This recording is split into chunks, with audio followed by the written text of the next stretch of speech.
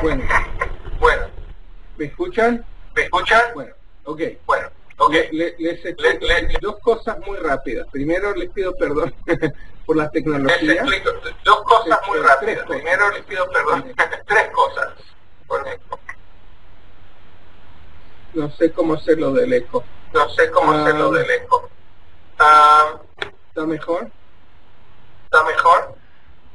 Ok, entonces el tema es así. Hoy por la mañana es un poco complicado porque el rabino se va a la iglesia. Lo tenía planeado desde mucho tiempo. Estoy haciendo un viaje a Israel junto con un grupo de iglesias. En especial, hoy me voy a la iglesia de mi amigo Bill Tameos, con el cual he escrito un libro, y una iglesia presbiteriana.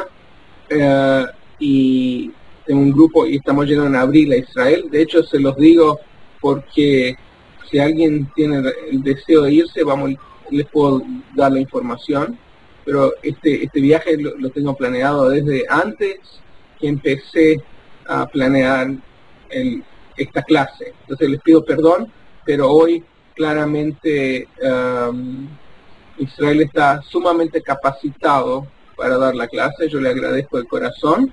Tuvimos infelizmente una cuestión acá con la tecnología. Y la única cosa que les quiero decir, el tema de hoy por supuesto es Tu Bishvat, y lo que les quiero hablar rapidito es solamente el 15 de abril, o sea que hay bastante tiempo, todavía no vamos a ver bastante, pero lo que les quería decir es que me hace pensar mucho en el judaísmo reconstruccionista que lo creó Mordecai Kaplan. Y lo que el judaísmo reconstruccionista dice es que en cada generación los judíos toman los elementos del judaísmo que son importantes para ellos y lo reconstruyen a manera para hacerlo relevante a sus días. Entonces, Tu Bishvat es el ejemplo típico de esto. Yo me acuerdo que cuando yo era chiquito,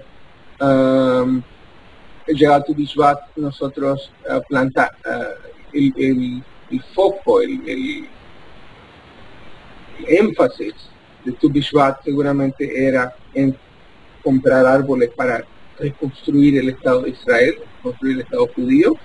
Y hoy día, cuando se habla de Tu Bishvat, por supuesto que el foco es el tema verde, el medio ambiente, estas cosas con reciclaje. O sea, a mí me parece fabuloso que el judaísmo tenga esta habilidad de hacerse relevante para la vida de la gente a todos momentos. Bueno, esto es lo que yo quería decir. Brooke también va a estar acá, seguramente él va a aportar algo. ¿Algún comentario? Si no, me voy porque tengo que irme a la iglesia. Y de hecho, en un futuro vamos a discutir la gente radical que cree que no hay que entrar en iglesia, que es paganismo. No es paganismo, créanme.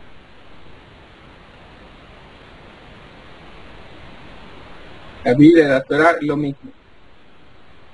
¿Cuál es la diferencia entre el cristianismo y el reformista? Hoy discutimos Tu Bishvat. En una clase en el futuro lo discutimos, Amanda. Pero si querés, después te doy algunos links para internet o hacer una búsqueda. Los que estén interesados en el tema del viaje a Israel, me mandan un email en privado y yo les mando un link sobre el tema del viaje. ¿Okay? De hecho, vamos a Israel, que es una extensión a Jordania. ¿Okay? Pórtense bien, los dejo. Isra, toma de regreso el video, así me ves. Bye. Pórtense bien. Lo voy a la iglesia.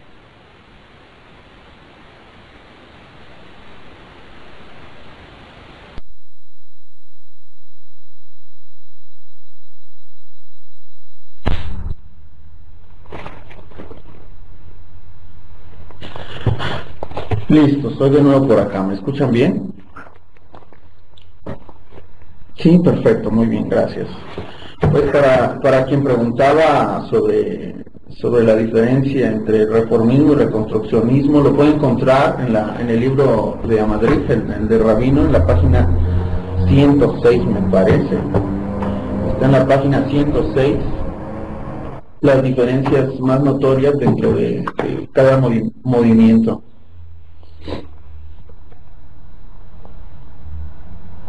¿Se oye un poco mal, Asunción? ¿Los demás igual me escuchan un poco mal? ¿Con mucho ruido? No, no, ya. Es el ruido de fondo, de acuerdo.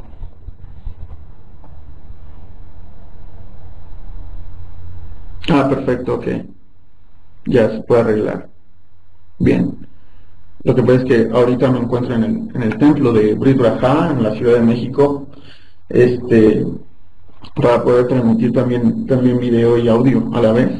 Entonces estamos al pie de una calle muy transitable donde pasan muchos carros que hacen mucho ruido. Entonces les pido disculpas por eso si es que se oye muy fuerte. Pero bueno, pues vamos a desarrollar el tema de hoy, que es Tu B'Shvat. Denme un segundito a ver si puedo si puedo subir un archivo para que ustedes lo puedan visualizar.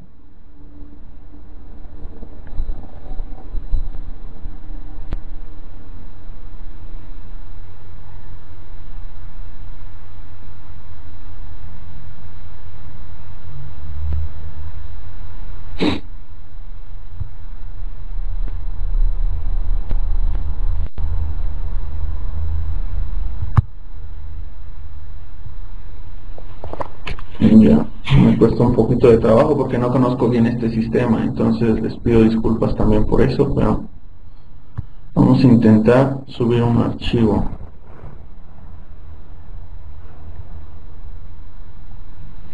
No sé si Brooke sabe si aquí se puede subir archivos para que todos lo visualicen de PowerPoint.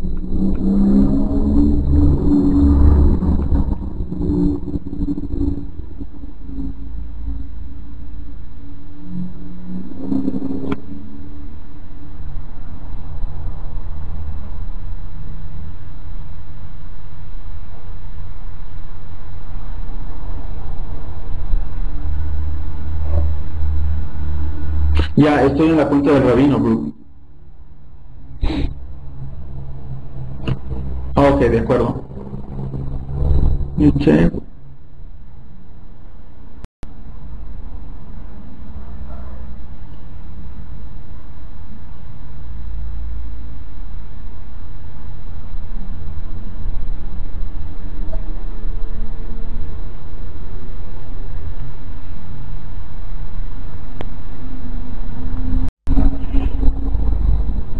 Sí, estoy en la cuenta del Rabino.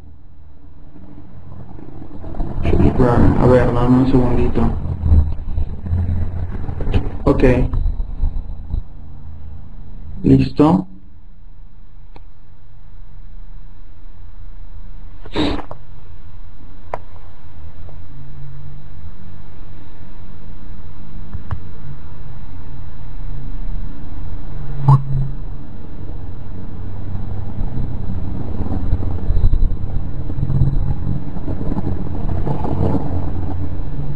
Creo que ya. Muchas gracias.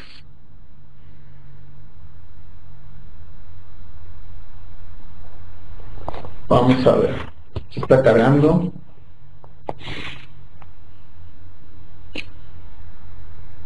Lo sigo con la intención de hacer un poco más visual y más dinámica la clase de hoy. Entonces, vamos a ver si responde esto.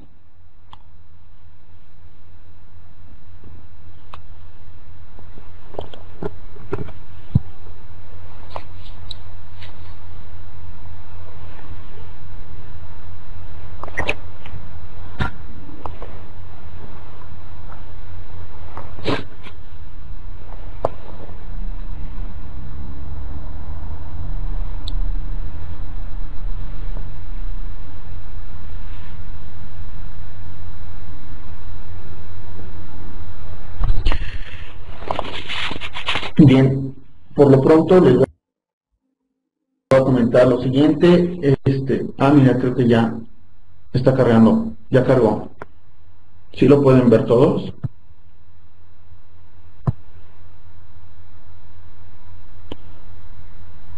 Ok, vamos a ver entonces.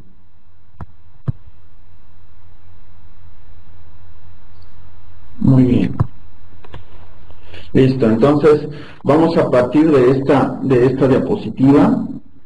Vamos a desarrollar el tema de Tu Bishvat, como ya lo vimos, como ya lo presentó el rabino. Entonces, tenemos que resaltar algo que es importante. Tu Bishvat no es el nombre de una fiesta, es la fecha de una festividad, y entre comillas, porque en realidad no es una festividad de origen que venga de la Biblia, que venga ordenada en la Biblia, ni tampoco es una festividad rabínica como lo es Purim o Hanukkah. Esto tiene que ver más con aspectos que son meramente tradicionales dentro del pueblo judío. Entonces, bueno, vamos a comenzar a desarrollarlo. Yendo a la diapositiva número 2, aquí coloqué unos objetivos. Entonces, en este momento, lo que queremos es conocer el origen de la celebración de Tu Bishvat. Además de conocer el simbolismo que hay en torno a Tu Bishvat y hablar un poco sobre los rituales que se han desarrollado en torno a Tu Bishvat hasta nuestros días.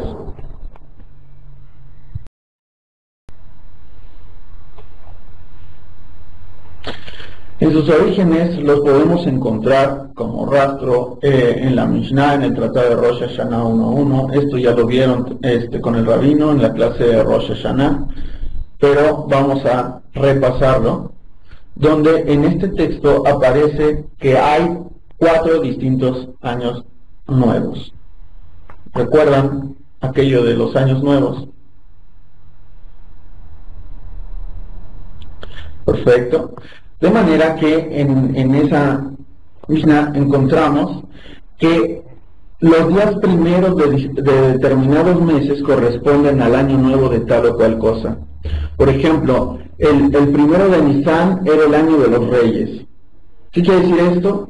Que cuando un rey era coronado, se procuraba coronarlo durante ese día, el primero de Nisan, pero una vez que ya era coronado, cada año se le festejaba al rey por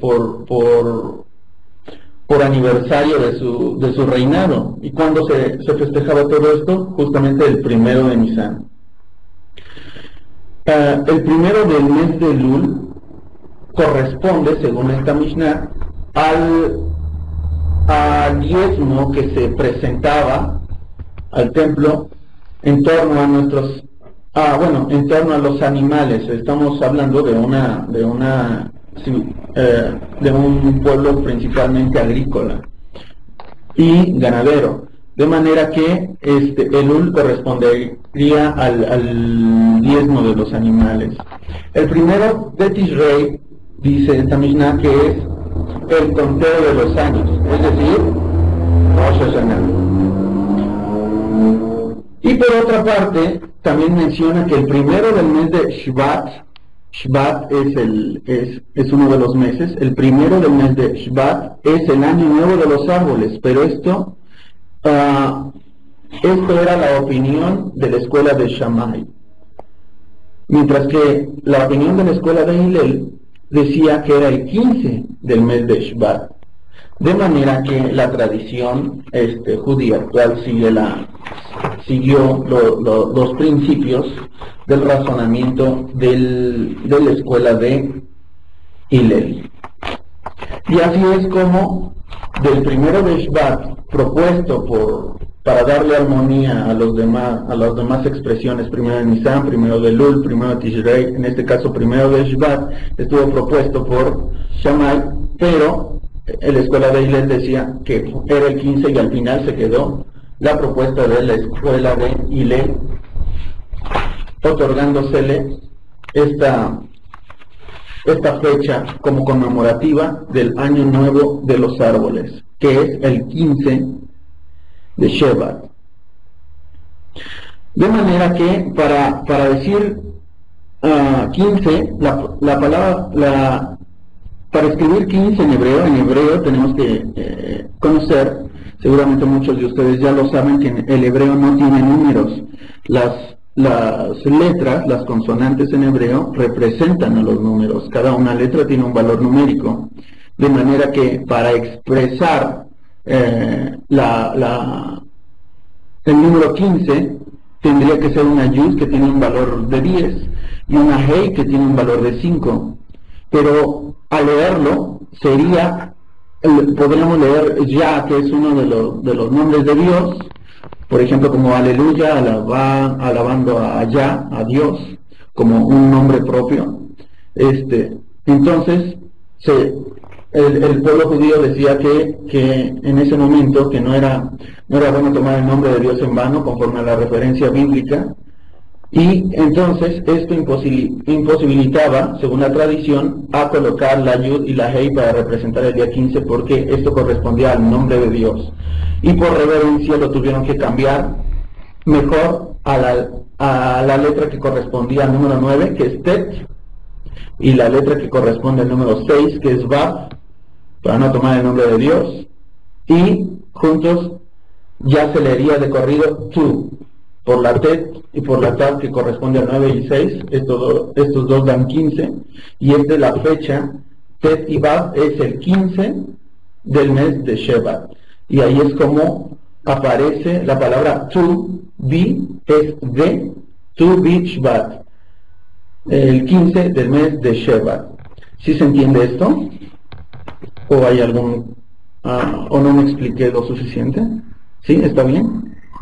Muy bien, entonces, Tu Bishvat no es el nombre de la festividad, es la fecha. Es la fecha.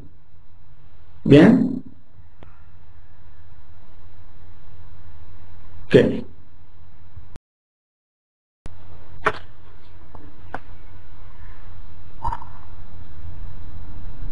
No, la que siempre va a ganar normalmente en un conflicto de opiniones, siempre sería en este caso la escuela de Hillel.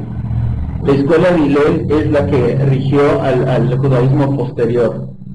En este caso Hillel decía que era el 15 de Shevat y Shammai decía que el 1 de Shevat. Por eso es de que en nuestros días se conmemora el 15 de Shevat. Así es. Muy bien. Entonces, siguiendo el orden, como orígenes podemos mencionar el libro de Levítico, 19, del 23 al 25. Ahí se expresan dos leyes relacionadas a Tu Bishvat, que es la ley de Orlá y la ley Netar Rebai. Para hablar de lo primero, la ley de Orlá se refiere al fruto del árbol de los primeros 3 años. O sea que si tú plantas un árbol frutal, tendrías que esperar 3 años y no consumir absolutamente nada del fruto que genere dentro de los primeros 3 años.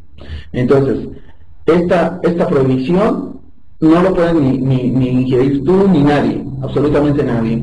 De manera que esta prohibición es por los 3 primeros años de la festividad, del año nuevo, partiendo del año nuevo de los árboles, que en este caso ya sabemos que es Tu Bishvat. Entonces, todo lo que se dé a partir de Tu Bishvat se cuenta como para el año posterior, de manera que se espera a Tu Bishvat, y todo lo que genera a partir de esta fecha se cuenta 1 año, 2 años, 3 años.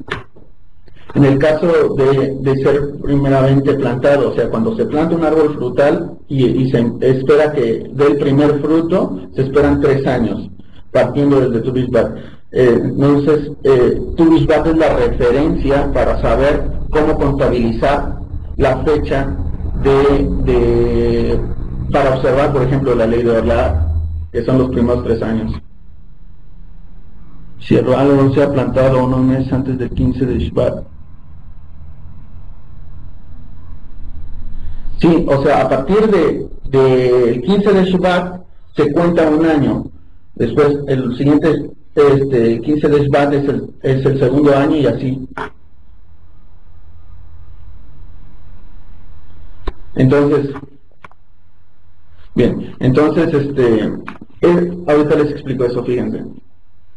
Esta es la ley de Orla, la prohibición de los primeros 3 años. ¿Ya? El otro es Netar Bai. Sí, ahorita comentamos eso, Gina. Netar Bai es, por ejemplo, la prohibición de comer el 4º año. Estos son leyes agrícolas, por supuesto, tienen que ver con leyes agrícolas, y este 4º año, que es Netar Bai, tampoco se ingiere, tampoco se consume. ¿Y qué sucede? Que todo lo recaudado, todo lo cosechado durante ese 4º año se lleva al templo, se presenta al templo. Entonces, estos son los diezmos de los frutos, se presenta al templo en Netar Bai.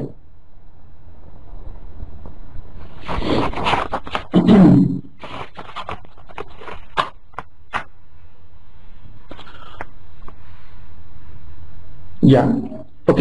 Bueno, entonces de eso se refiere. Estos son los orígenes. No, en este caso de la ley de Orla se aplica para la diáspora también.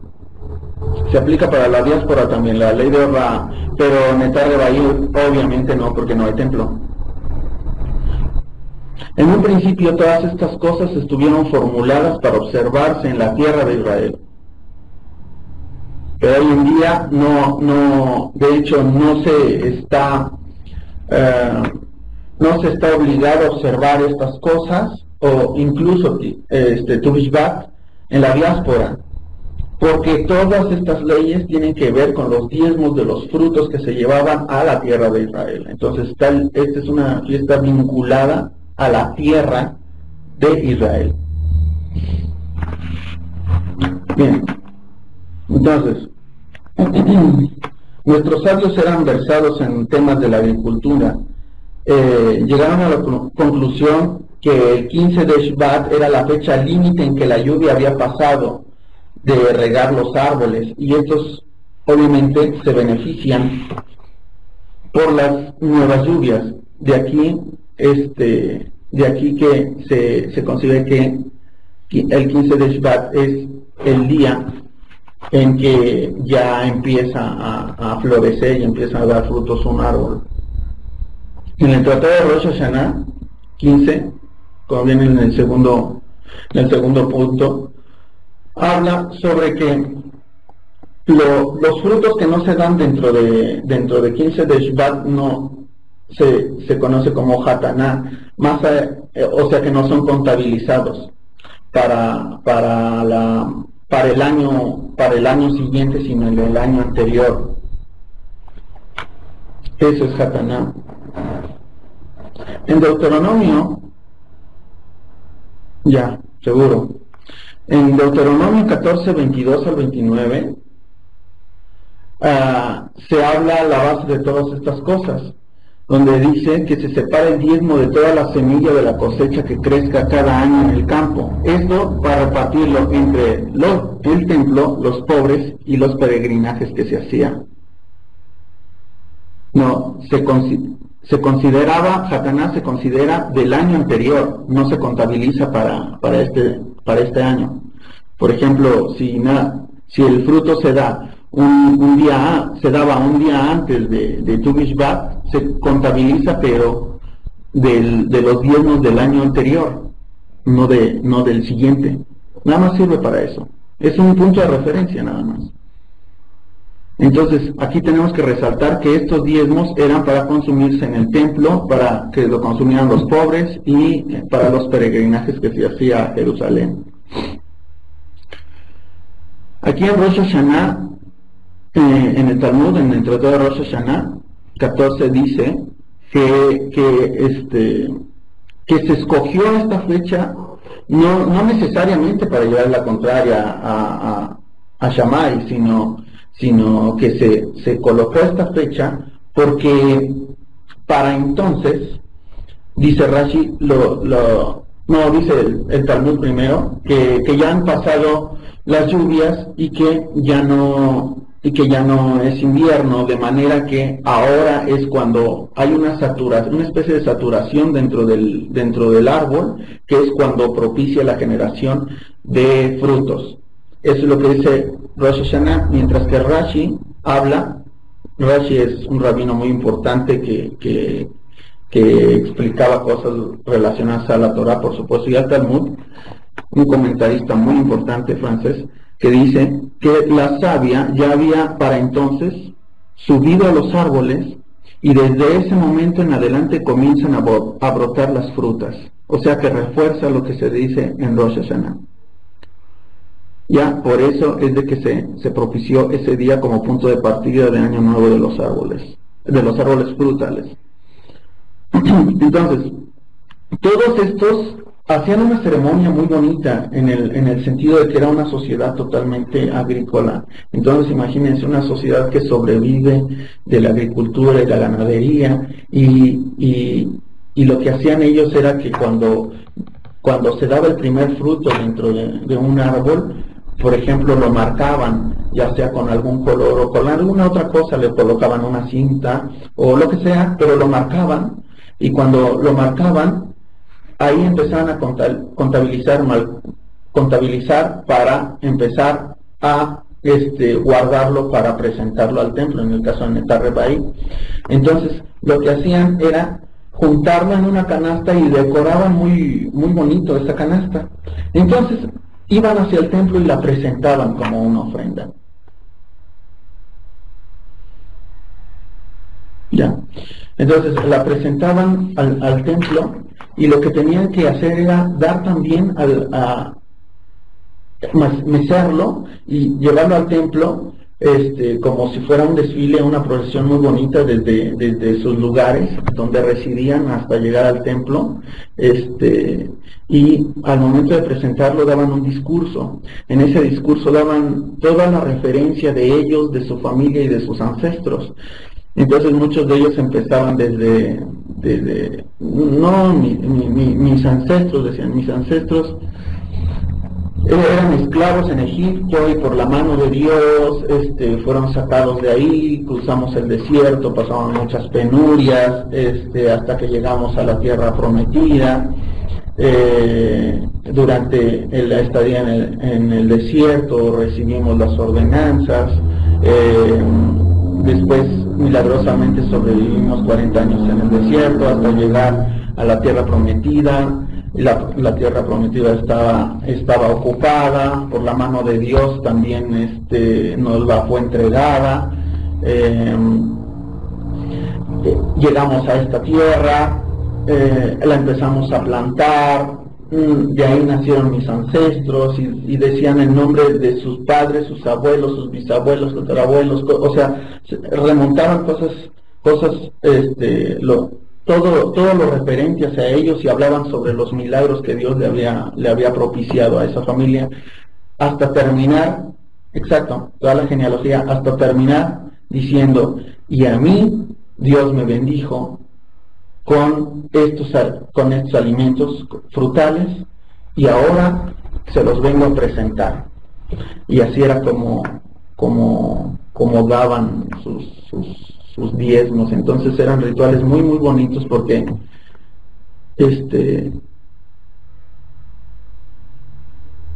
sí, hay más referencias, ahorita vamos a ver, hay más referencias, pero estos son los orígenes importantes en torno a la Biblia, pero todavía vamos a ver más referencias. Sí, entonces así era como lo presentaban, era un ritual muy muy bonito de una sociedad agrícola. Entonces, seguimos.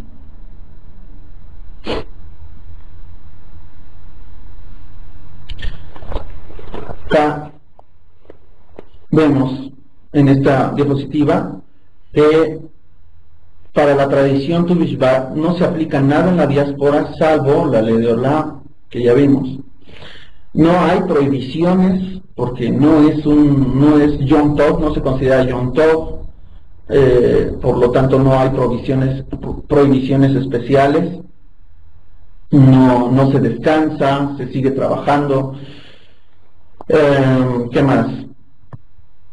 Sin embargo, no se acostumbra en las comunidades que lo hacen a decir Tajanún, que son las plegarias de súplica, porque es un día feliz en torno al Año Nuevo de los Árboles, entonces no se pueden decir plegarias de súplica. Esto según el Shulchan Aruch, que es el código de leyes sefardita escrito por Yosef Karo en el Tratado de Orah Haim 131.6. Viene que no se dice Tajanún. No hay un mahzor especial como lo hay para algunas otras festividades. No existen rezos especiales para ese día. No existen rezos especiales para ese día. No hay modificaciones en la liturgia diaria. Shaharit, Minha y Arvit no hay implicaciones importantes que modifiquen la observancia. Sin embargo, vamos a ver más adelante todo lo que se fue desarrollando en torno a esto. Entonces, ahorita hablábamos de los orígenes. ¿Cuáles son los orígenes de Tu Bishvat? Simplemente una fecha de referencia para empezar a apartar los diezmos. Ese es el origen de Tu Bishvat. No hay más. No hay más. Mahzor es como un sidur. Es como un sidur, pero para una fiesta en específico. Hay Mahzor para Rosh Hashanah, Mahzor para Yom Kippur. Entonces, no hay un Mahzor especial para Tu Bishvat. Bien.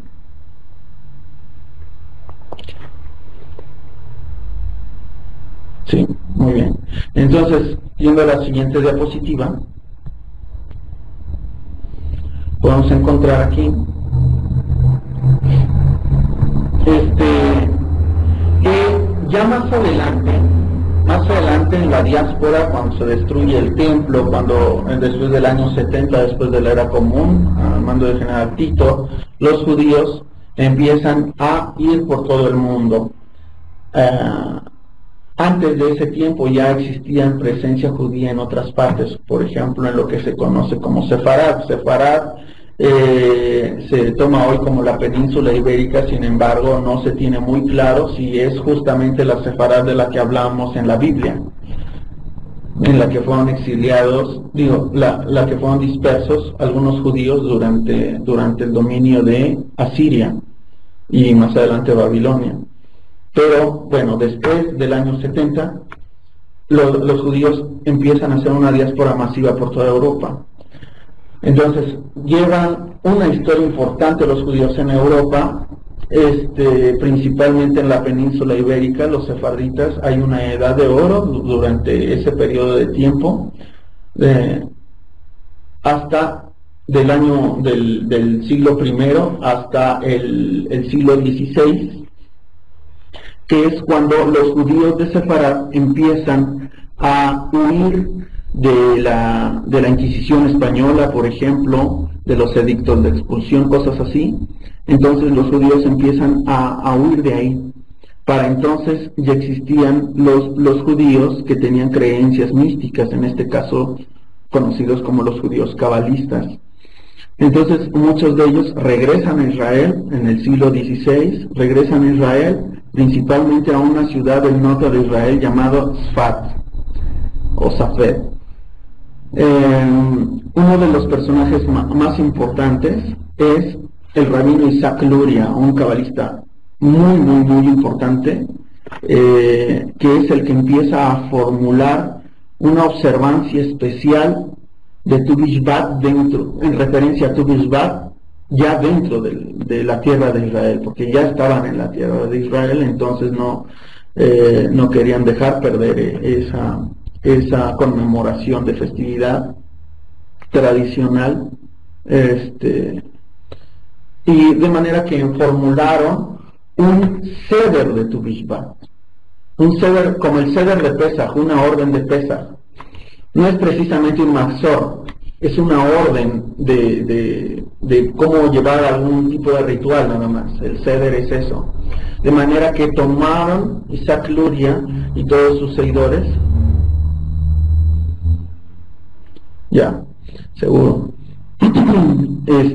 No, pues en América judíos hay desde Colón, ¿no? O sea, muchos de los tripulantes de Colón eran de origen judío. Algunos han hablado que hasta el mismo Colón pudo haber sido judío, debido a que no se conoce muy bien sus orígenes.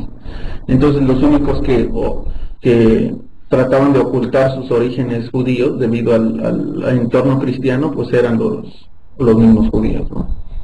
Pero bueno, esa es otra historia, ya lo veremos en algún otro bloque dentro del programa del curso.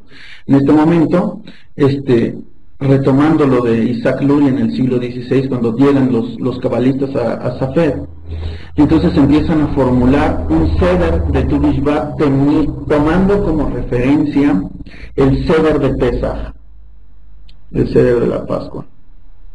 Es importante estudiar la Cábala, es importante estudiar la Torá, es importante estudiar la Torá, es importante estudiar todo lo que hay ético dentro de la Torá, diría yo. Eso es lo más importante de todo.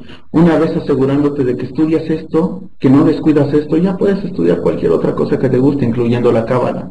Pero la Cábala no es por sí sola un ingrediente totalmente, es decir, un judío no necesariamente puede o es cabalista, un judío religioso. O sea, la cábala es algo distinto. En sus inicios la cábala no fue aceptada por los judíos. Entonces hoy en día muchos judíos aceptan las situaciones místicas del judaísmo, a algunos otros no les gusta. Esto es ya muy personal. Pero yo creo que lo más importante es estudiar la Torá, los conceptos religiosos de las mitzvot que llevan a la ética y la moral, tratar de aplicarlos todos, porque esos no son opcionales. Todas las mitzvot que tienen que ver con la ética y la moral se deben de aplicar de manera forzosa. A partir de ahí puedes estudiar lo que quieras, pero no al revés. Eso es una opinión muy personal. La cábala está asociada al esoterismo, está asociada a la visión mística en torno a las explicaciones judías. Ya. Entonces, gracias. Entonces vamos, seguimos. Isaac Luria y todos sus estudiantes empezaron a formular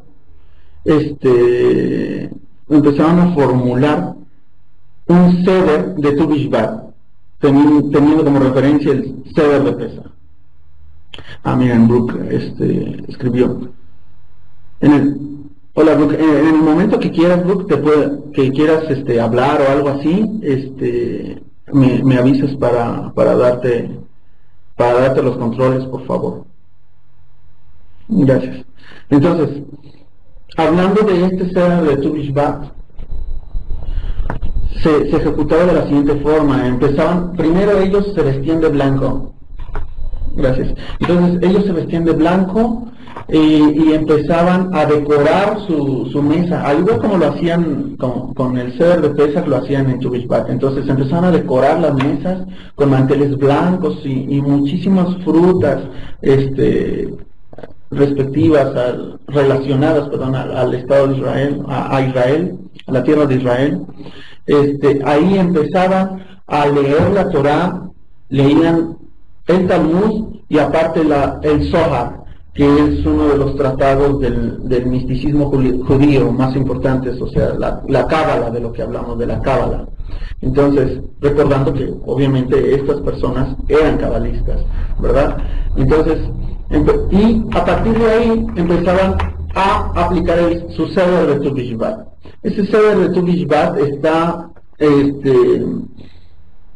está puntualizado, está muy bien explicado en un libro cabalista llamado Hemdat Ayamin. Bien, lo más importante de este Seder de Tu Bishvat, no me voy a detener a explicar todo el Seder, porque creo que el rabino ya les ya les dio una referencia para que pudieran bajar un ceder de Tu Bishvat, del movimiento de Renewal, de los judíos de Renewal, que tienen que ver también con las prácticas místicas del judaísmo.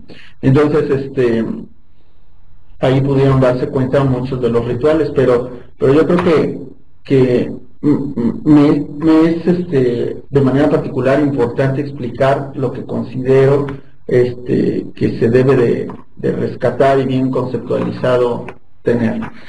En relación a las 4 copas, al igual que las 4 copas del Seder de Pesach, hay 4 copas del Seder de Tu Bishvat. Entonces, estas 4 copas representaban el invierno, la primavera, el verano y el otoño. Así es. Entonces, de esto vamos a hablar un poquito. Estas 4 copas, vuelvo a repetir, representan el invierno, la primavera, el verano y el otoño, las 4 estaciones del año. De manera que, ¿cómo se representaban? La primera copa era de vino blanco. Este vino blanco representa el invierno. El vino blanco representa el invierno. Después tomaban otra copa de vino blanco y vertían un poco de vino rojo. Y ya la tomaban y esta representaba la primavera. Después tomaban una tercera copa, pero esta de vino rojo solamente, y la ingerían. Y esto era la representación del verano. Después tomaban otra copa de vino rojo y le vertían un poco de vino blanco y esta representaba el otoño. Entonces, de esta manera es como representaban las 4 estaciones y por supuesto daban un discurso reflexivo de todas estas cosas, ¿verdad? Dentro del Seder de Tu Bishvat también se acostumbra a ingerir ciertos frutos ciertos frutos relacionados a la tierra de Israel. Una de las costumbres más importantes de la fiesta es comer los frutos que dieron fama a Israel, porque, bueno, también leemos en un versículo en Deuteronomio 8, del 7 al 8, que dice: porque el Eterno tu Dios te introduce a la buena tierra, tierra de arroyos, de aguas de fuentes y de manantiales que brotan en vegas y montes, tierra de trigo, cebada, vides, higueras, granados, olivos, de aceite y miel. Entonces, todo lo que se describe en Deuteronomio 8, del 7 al 8, son las 7 frutas que se comen en relación a la tierra de Israel. Los primeros frutos de estas especies eran llevados como una ofrenda a los sacerdotes en el templo, como ya hablamos. Y bueno, a continuación voy a hablar un poco sobre las 7 especies que se convirtieron en el símbolo de la tierra de Israel. Estas 7 especies es el trigo, la cebada, las uvas, los higos, la granada, el olivo y la palma de dátiles. Esos son los 7. De manera que durante Tu Bishvat se hace un esfuerzo para conseguir estos frutos y ponerlos en la mesa. Pero también se pueden comer otros frutos asociados con la tierra y sus productos, especialmente la almendra, o sea, las nueces, las ciruelas y los higos.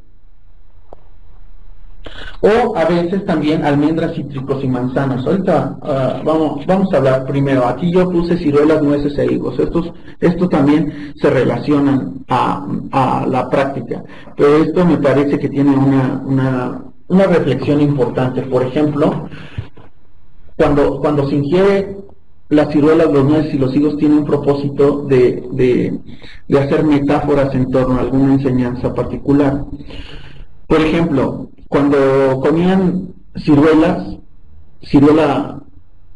¿qué sucede con la ciruela? Todo lo de la ciruela es comestible. ¿Todos se pueden comer de la ciruela? A ver, no. ¿Qué es lo que se come nada más? Se deja el hueso, exacto, el hueso. De manera que son los niveles espirituales de las personas. Hay muchas explicaciones en torno a todas estas cosas, ¿de acuerdo? Pero ahorita voy a explicarles unas reflexiones que a mí me parecieron significativas. Por ejemplo, en torno a la ciruela, como bien lo dijeron, la ciruela solamente se come todo lo de afuera, pero lo de adentro no. Es decir, el hueso no. Entonces es un nivel espiritual donde se expone al ser humano como si fuera embellecido por fuera, pero duro por dentro, en el caso de ser superfluo, en el caso de ser solamente bueno en apariencia, pero por dentro malo, cosas así. Entonces, por eso es de que no todo lo de él es propicio. Por dentro puede ser, por fuera digo, puede estar bonito, puede ser observante, puede ser notarse como noble, pero no necesariamente lo es, porque en su interior es duro como el hueso. Entonces, después se comen las nueces. Todo lo de las nueces se comen. ¿O cómo se come una nuez?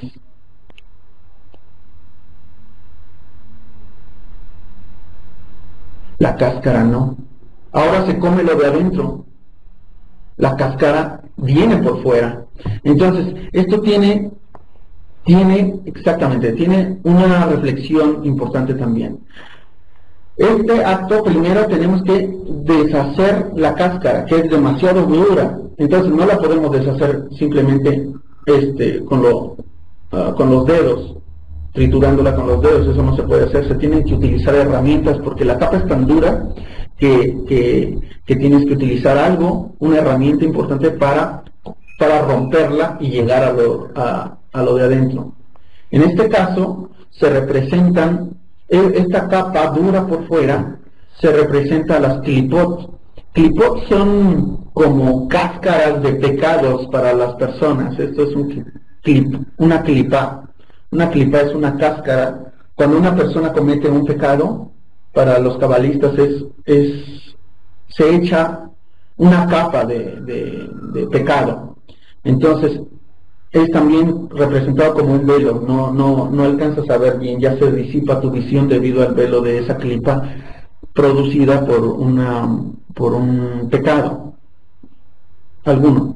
Entonces, si vuelves a cometer otro pecado, sobre esta clipa que ya tienes se agrega otra, y si cometes otra, y así sucesivamente, hasta que de algo delgado empiezas a hacer una cáscara dura. Estas son las clipot, o sea, todos los pecados que está envuelto en determinado momento el ser humano, de los cuales se tiene que quitar para llegar a su alma, para llegar a su interior. Y esto está representado en las nueces y cómo se comen. No se come la cáscara, porque esas son las clipot. Se llega al interior de las personas, que en este caso es representado en la pulpa, que es blanda. Entonces, esta es cuando ya tienen la capacidad de la persona, que se representó en la ciruela, que ya esta persona tiene la capacidad de reconocer que tiene clipot y se despoja de ellas. Entonces ya pasó a otro nivel espiritual más elevado. Exactamente, Edgar. Muy bien. Entonces, por último, también se comen los higos. Los higos, ¿qué parte del higo se come?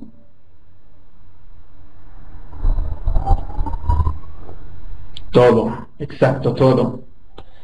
De manera que aquí no se desgaja nada, todo lo del higo se come. Entonces, este es el nivel espiritual más superior, en este caso tomando referencia a los otros dos. En este nivel espiritual, la persona está representada por el higo, donde la parte de afuera está coordinada con la parte de adentro, de manera que lo que expone, si expone bondad es porque también tiene bondad en su interior. Entonces este es el nivel espiritual mayor en relación a los otros que ya comentamos, porque todo del higo es comestible, de manera que todo en el ser humano, en este caso, ya está organizado y perfectamente acorde desde su interior hacia lo exterior. ¿Sí se entiende este concepto?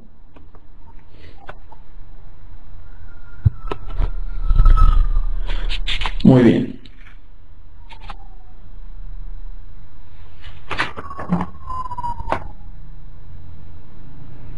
Entonces, sí, está interesante. Y hay ya muchas otras prácticas, ¿verdad? Sin embargo, nos llevaría muchísimo tiempo hablar de todas ellas. Entonces, esto es simplemente algo que quiero comentar de manera preliminar para que les nazca el interés por investigar en otras fuentes, que me parece esto bastante interesante, independientemente si tengo una buena relación o no de manera personal con el misticismo judío o no. Esto, independientemente de eso, me parece importante.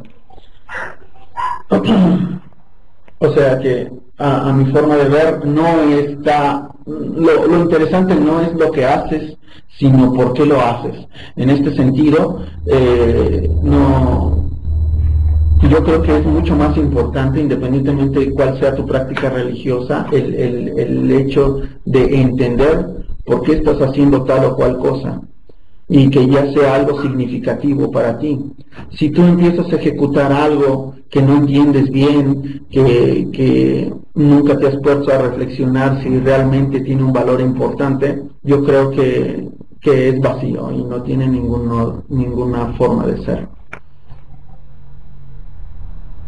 Sí, claro.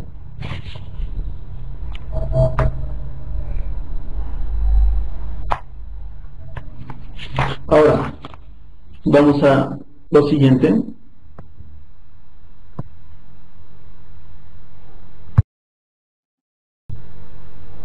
La diapositiva número 7, si la ven todos.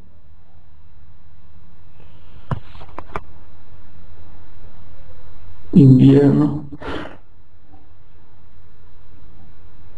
Ah, seguro, eso es un ceder nuevo que propone, nueva tradición.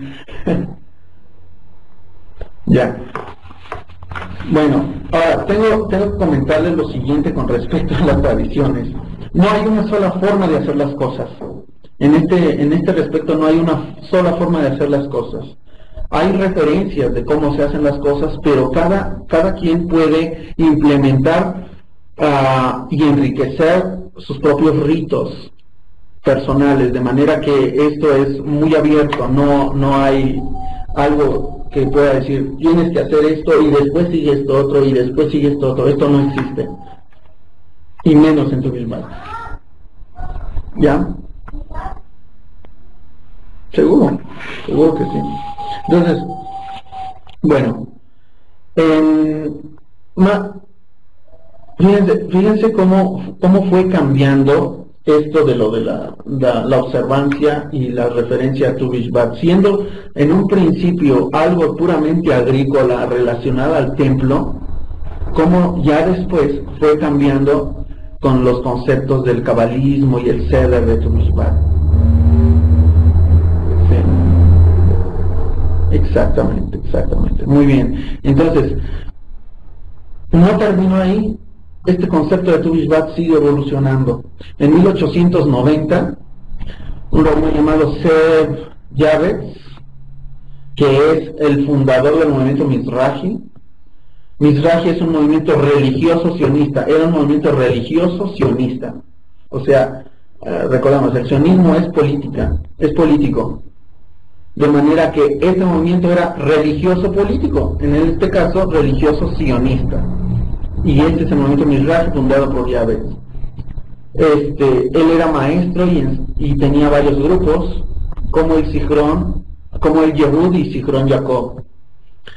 Esto para 1890 fue, lo que tenemos que saber de esto es de que este hombre, este rabino, fue el primero en idear la forma de ir a plantar un árbol a Israel. O sea, utilizaba sus fines sionistas para impulsar a todos los religiosos que lo seguían de ir a Israel para plantar un árbol. En una de esas ya hacen aliyá y se quedan allá. Entonces, él es el primero que implementa la práctica de plantar árboles. Esto con referencia a Levítico 19:23. Levítico 19:23 dice, y cuando entres a esta tierra, plantarás árboles frutales. ¿Esta tierra cuál es? Israel. De manera que el rabino Yavetz dice con referencia a este pasaje de la Biblia, Levítico 19:23, cuando entres a la tierra plantarás árboles frutales. De manera que se lleva a todos a plantar árboles allí. Esta es el génesis de esta práctica.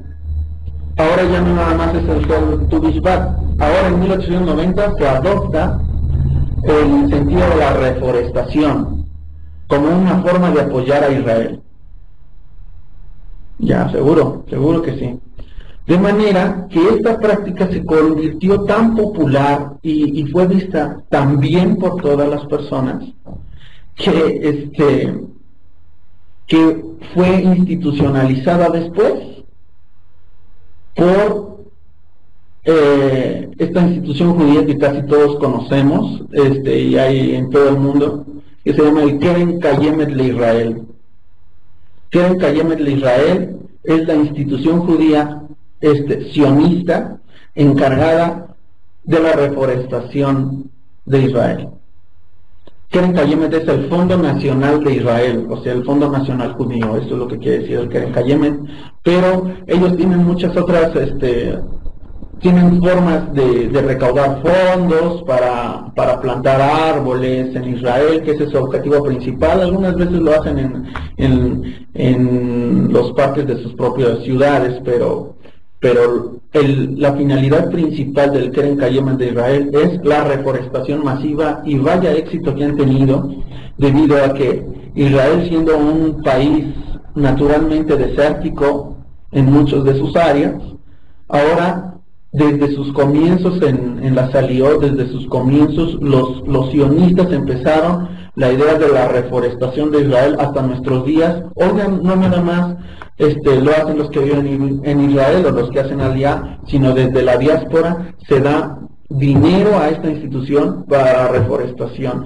Incluso en días de Tu Bishvat, cuando se llega a Tu Bishvat, puedes dar un donativo y el Keren Kayemet de Israel, por lo menos en México, te otorga un diploma de agradecimiento y de que gracias a tu donativo se plantaron no sé cuántos árboles. Entonces, o bien vas a recoger en sus instalaciones, o pasan a darte una cajita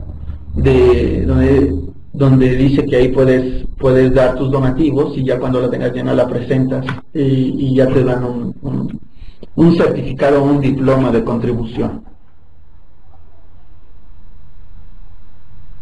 Ya, seguro que sí, hermano. Muy bien, entonces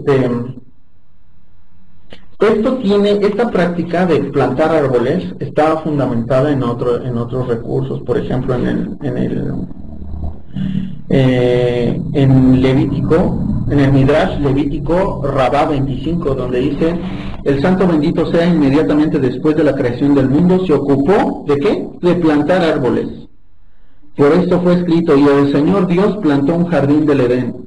Por eso, cuando entres a la tierra de Israel, lo primero que te vas a ocupar será de plantar árboles. Eso viene en el Midrash Levítico Rabá 25. ¿Ya?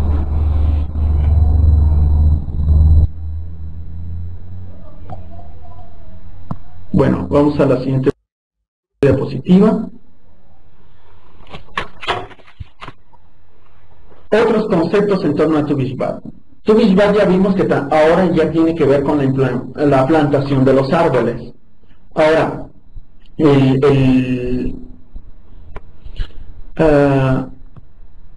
algunas interpretaciones más modernistas, partiendo desde las reflexiones del Zohar de la Cábala, incluso del rabinismo, hablan el hombre como un árbol. El hombre es como un árbol de campo. ¿Qué sucede aquí? Por ejemplo, hay un pasaje en Deuteronomio 20:19 donde dice: cuando sities una ciudad, cuando llegues a una ciudad para sitiarla, planeando contra ellos muchos días para tomarla, no destruirás sus árboles metiendo hacha entre ellos, porque de ellos vas a comer y no los talarás, porque el árbol del campo no es hombre para que venga contra ti en tu sitio. Mas el árbol que sepas que no lleva fruto, podrás destruirlo y talarlo, para construir baluarte contra la ciudad que te hace la guerra hasta sojuzgarla. De manera que este pasaje nos explica la esencia que hay en la relación entre el pueblo judío y los árboles.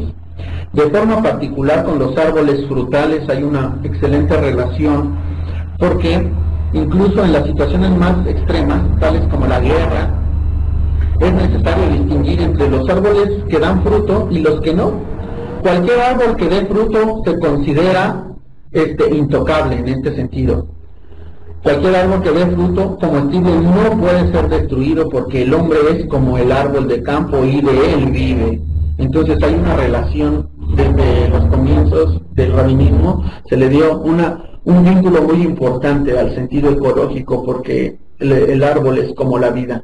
Pero bueno, en relación a que el árbol se asemeja, el hombre se asemeja al árbol, viene en el Talmud, en el Tratado de Ta'anit 5, dice: así como un árbol da buenos frutos, así también los actos de una persona son sus frutos.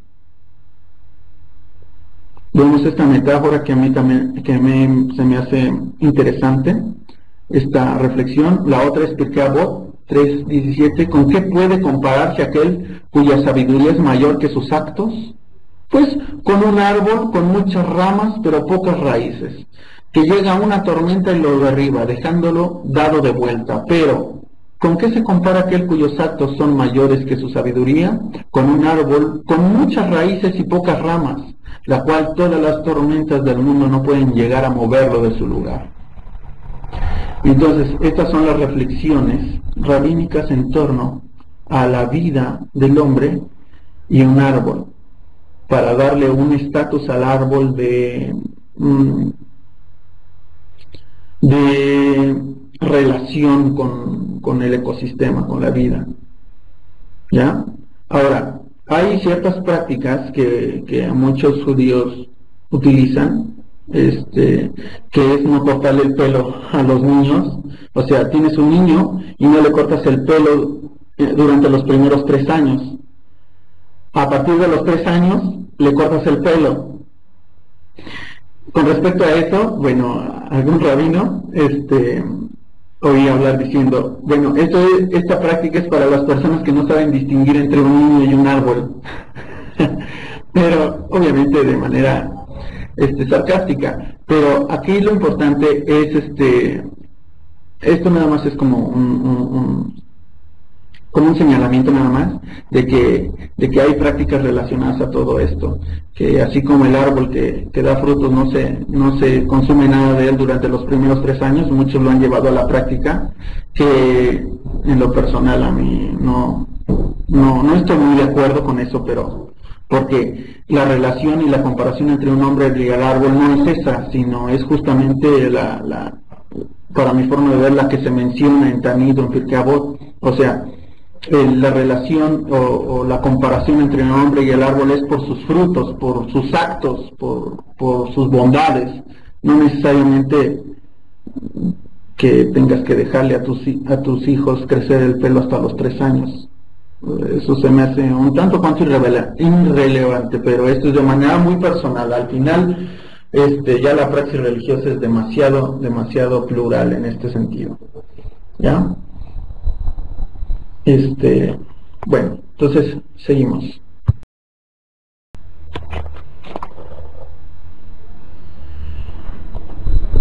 Y esto de la Torah, también el misticismo judío ve a la Torah como Etz Haim, o le conoce también como Etz Haim. Etz Haim quiere decir árbol de vida. Esto tomado en el libro de Proverbios 3:18, donde dice, es un árbol de vida, refiriéndose a la Torah, por supuesto. Dice, es un árbol de vida para quienes se aferran a ella, y quienes la mantienen son alabados, quienes la sostienen son bendecidos.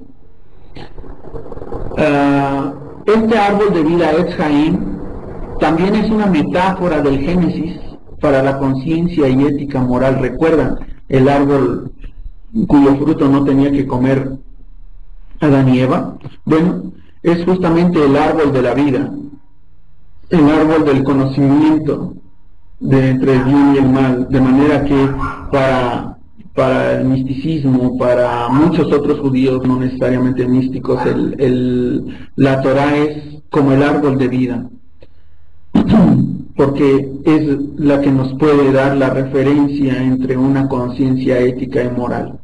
Bueno, incluso ahí les expongo un dibujo de un Sefer Torah, una imagen de Sefer Torah, donde los palos donde se sostiene el Sefer Torah, esos justamente se llaman Etz Haim.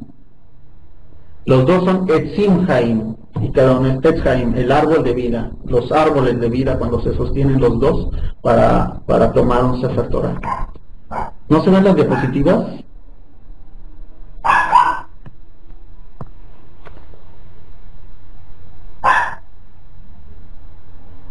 ¿Sí? Entonces hay algún problema con tu maquinaria. Si no, escríbeme por favor a mi correo electrónico y con gusto te las hago llegar. Muy bien. Entonces con esto terminamos. Haciendo referencias, hoy en día Tu Bishvat es una conmemoración donde se hace referencia principalmente al sentido de la ecología. Mi correo electrónico se los doy, es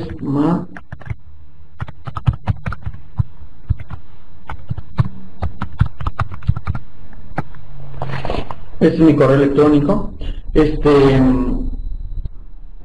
Entonces, como les digo, hoy en día Tu Bishvat es una conmemoración donde se hace referencia al sentido de la ecología, plantar árboles. No es necesario ir hasta Israel y plantar un árbol allá. Hoy en día muchos judíos o contribuimos al Keren Kayem de Israel, o plantamos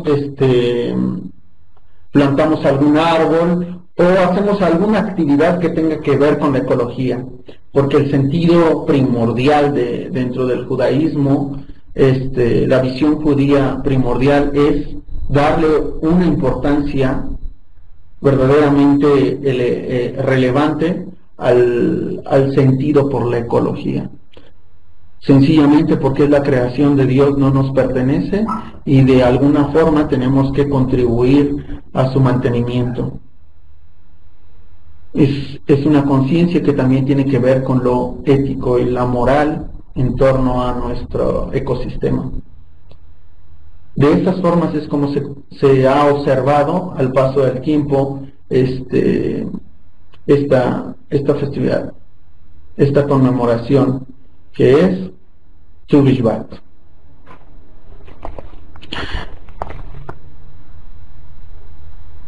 ¿Tienes algún Brooke? Si quieres hablar, quieres decir algo.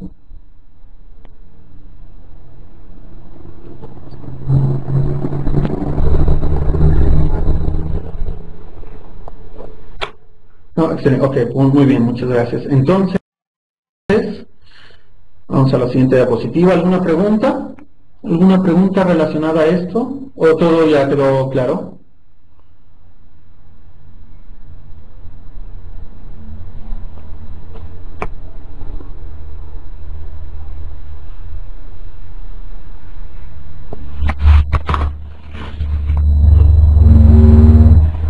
Ok. No, ya están escribiendo.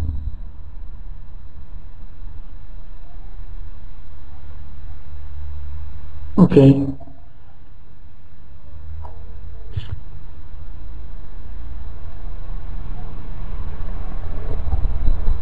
A ver. Vamos a ver. ¿Qué acontece con la fauna? Dice Edgar. Mira, la fauna junto con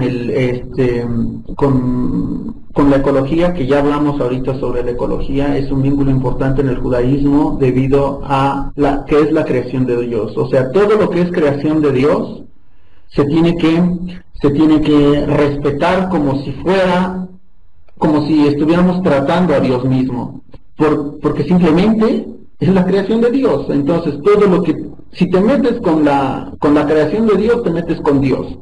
Por eso es importante, bajo las reflexiones rabínicas, de la misma forma en que tú tratas la creación de Dios, es como tratar a Dios mismo.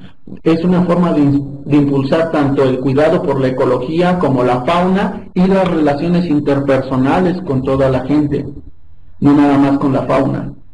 Por supuesto con la fauna también, pero en el sentido de que son creación de Dios, y al atentar contra ellos se atenta contra Dios mismo. Esta es una reflexión rabínica importante también.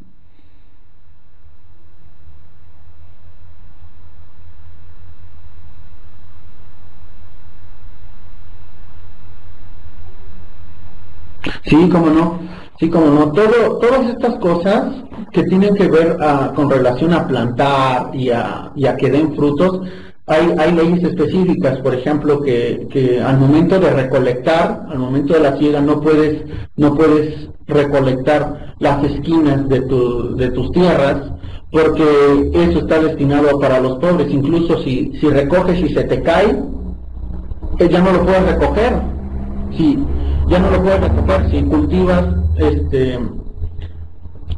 después cosechas, recolectas, y al momento de recolectar te lo llevas y se cae, ya no lo puedes recoger. Lo que se cae y todo lo que está en las esquinas está dedicado para consumirlo los pobres. Ya después estos diezmos están dedicados para las personas del templo. Exacto.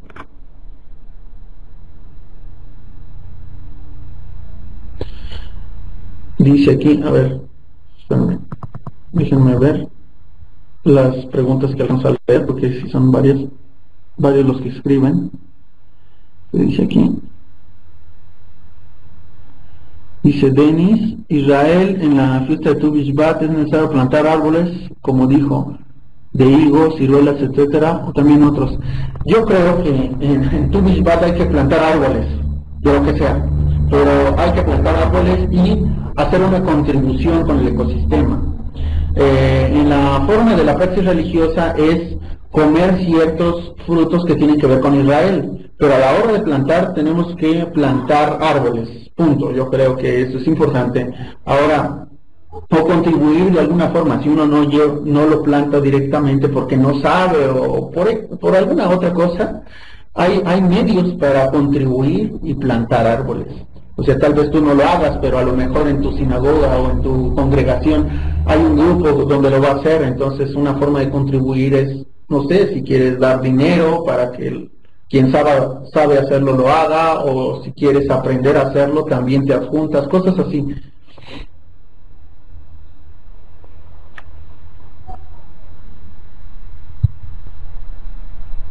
¿Cuánto terreno es una esquina? Una esquina, en realidad creo yo, no estoy muy seguro, igual tendríamos que preguntárselo al rabino, pero no está especificado, creo yo, no está especificado realmente cuánta, por lo menos en la Torá no dice, se dice ahí que nada más tienes que cuidar en la esquina. Obviamente, entre más dejes, pues mayor se va a ver tu límite de generosidad, ¿verdad?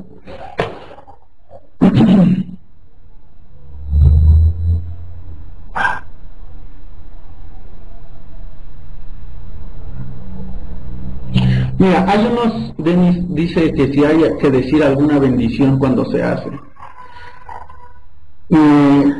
Hay Sadaim de Tu Bishvat donde sí vienen algunas oraciones. La verdad es que no he visto si se hacen cuando se plantan o no. Yo creo que el hecho de plantarlo ya es por sí misma una bendición, ¿no? Pero normalmente, pero sí hay bendiciones cuando tú comes algún alimento relacionado a estas cosas. Sí hay bendiciones, por supuesto. Estos se encuentran en los sidurim comúnmente regulares, ahí se encuentran.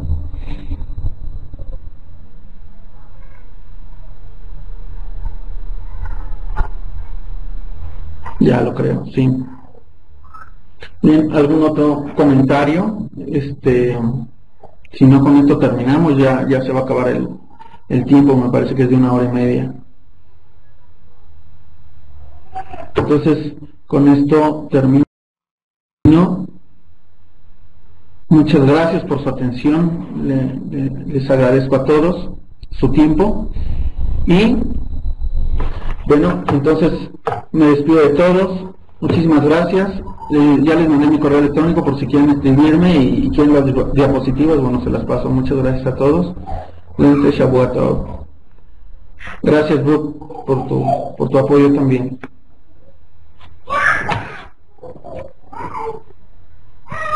Gracias.